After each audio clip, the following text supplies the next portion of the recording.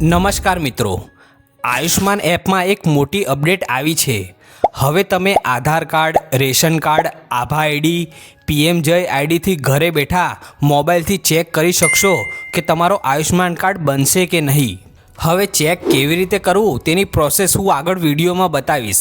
એના પહેલાં જો તમે આપણી ઓનલાઈન કલ્પેશ ચેનલમાં નવા આવ્યા હોય તો ચેનલને સબસ્ક્રાઈબ કરી દેજો, કારણ કે ઘરે બેઠા મોબાઈલથી જે કામ થાય તેના વિડીયો હું લાવતો જ રહું છું, એટલે ચેનલને સબસ્ક્રાઈબ કરી અમારી સાથે જોડાઈ જજો। હવે મિત્રો, સૌથી પહેલાં તમારે પ્લે સ્ટોરમાં આવીને આયુષ્માન એપ અપડેટ કરી લેવાની છે, અથવા તો નવા લોકોએ આયુષ્માન એપને ઇન્સ્ટોલ કરી લેવાની છે। હવે જેમ આયુષ્માન એપ ઓપન કરશો તો આ પ્રકારનું પેજ ખુલી જશે। હવે તમારે નીચે સ્ક્રોલ કરીને અહીં છેલ્લું ઓપ્શન મોર સર્વિસીસ પર ક્લિક કરવાનું, તો આ પ્રકારનું પેજ ખુલી જશે। હવે આપણે ચેક કરવું છે કે આયુષ્માન કાર્ડ બનશે કે નહીં, તો એના માટે પહેલું ઓપ્શન ક્યાં મેં પાત્ર હું એ ઓપ્શન પર ક્લિક કરવાનું। હવે આવું પેજ ખુલશે। હવે સ્ટેટમાં તમારે ગુજરાત સિલેક્ટ કરી લેવાનું, પછી નીચે સિલેક્ટ આઈડી ટાઈપમાં ક્લિક કરશો તો તમને 4 ઓપ્શન દેખાશે: આધાર નંબર, રેશન કાર્ડ, આભા આઈડી અને પીએમજય આઈડી। હવે સૌથી પહેલાં આપણે આધાર નંબરથી ચેક કરી જોઈએ। આધાર નંબર સિલેક્ટ કરી નીચે આધાર નંબર નાખી દેવો, પછી ચેક એલિજિબિલિટી પર ક્લિક કરશો તો આવો મેસેજ બતાવશે કે બેનિફિશરી ફાઉન્ડ, એટલે કે આયુષ્માન ડેટાબેઝમાં નામ છે। ડિસમિસ પર ક્લિક કરવાનું, પછી અહીં તમને તમારી ફેમિલી આઈડી મળી જશે।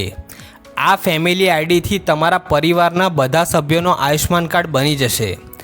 હવે અમુક લોકો આધાર નંબર સિલેક્ટ કરે છે, પછી આધાર નંબર નાખે છે, પછી જેમ ચેક એલિજિબિલિટી પર ક્લિક કરે છે તો રેકોર્ડ નોટ ફાઉન્ડની એરર આવે છે। તો મિત્રો, આ એરર આવે તો તમારો આયુષ્માન કાર્ડ નહીં બને એવું નથી।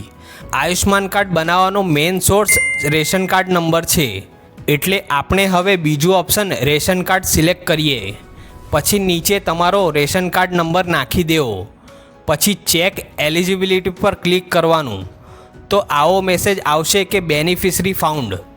હવે મિત્રો, આપણે રેશન કાર્ડ નંબરથી ચેક કર્યું છે, એટલે એનો અર્થ એ થાય છે કે આ રેશન કાર્ડમાં જેટલા નામ હશે તેમના બધાના આયુષ્માન કાર્ડ બનશે।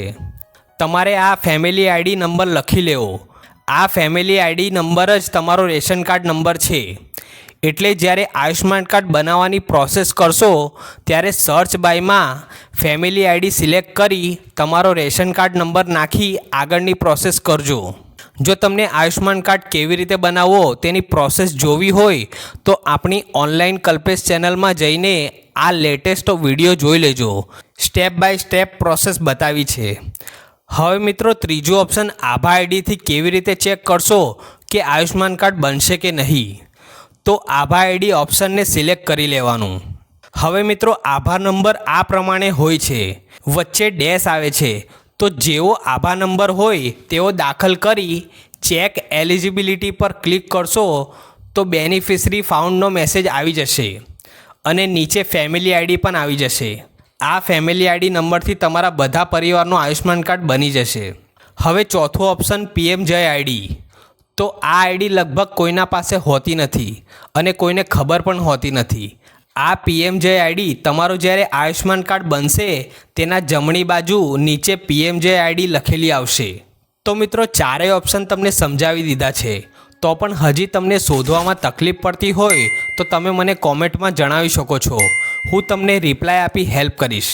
અને હા મિત્રો, આ વિડીયો તમને પસંદ આવ્યો હોય તો વિડીયોને લાઇક અને આપણી ઓનલાઈન કલ્પેશ ચેનલને સબસ્ક્રાઈબ કરી દેજો, કારણ કે જે કામ ઘરે બેઠા મોબાઈલથી થાય તેના વિડીયો હું લાવતો જ રહું છું।